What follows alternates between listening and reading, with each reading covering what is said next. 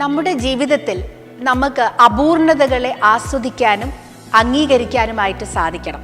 കാരണം പെർഫെക്ഷനിലോട്ടുള്ള ഒരു യാത്ര എന്ന് പറയുന്നത് വളരെയധികം വെല്ലുവിളികൾ നിറഞ്ഞതാണ്. പെർഫെക്റ്റ് ആയിട്ട് ഒരു വ്യക്തിയുമില്ല. അപ്പോൾ അപൂർണതകളെ, ഇംപെർഫെക്ഷൻസിനെ നമ്മൾ ആസ്വദിക്കുക. ഇത് തന്നെയാണ് ഏതൊരു വ്യക്തിയും ചെയ്യേണ്ടത്. പിന്നെ ഇന്നത്തെ ഒരു ലോകത്തിൽ നമ്മൾ മനസ്സിലാക്കേണ്ട വാക്കുകളാണ് കോ എക്സിസ്റ്റൻസ്, കോ ഷെയറിങ്. അപ്പം നമുക്ക് ഉള്ളത് മറ്റുള്ളവരായിട്ട് ഷെയർ ചെയ്യാൻ നമ്മൾ യാതൊരു രീതിയിലും മടി കാണിക്കരുതും.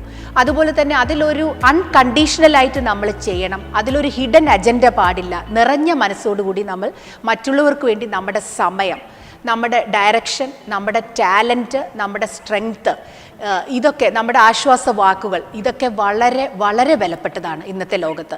ഇന്ന് ഏറ്റവും കൂടുതൽ മനുഷ്യന് വേണ്ടത് നമ്മളെ തന്നെയാണ്. നമ്മൾ ഇടപെടുന്ന രീതി, നമ്മുടെ വാക്കുകൾ, ഇതൊക്കെ വളരെ പവർഫുള്ളാണ്. മറ്റുള്ള ഒരു വ്യക്തിയെ ജീവിതത്തിലോട്ടും അതുപോലെ തന്നെ മരണത്തിലോട്ടും കൊണ്ടുപോകാൻ ഒരു വാക്ക് മതി, അല്ലെങ്കിൽ ഒരു നാക്ക് മതി. അത്രയും ശക്തമാണ് നമ്മുടെ വാക്കുകൾ.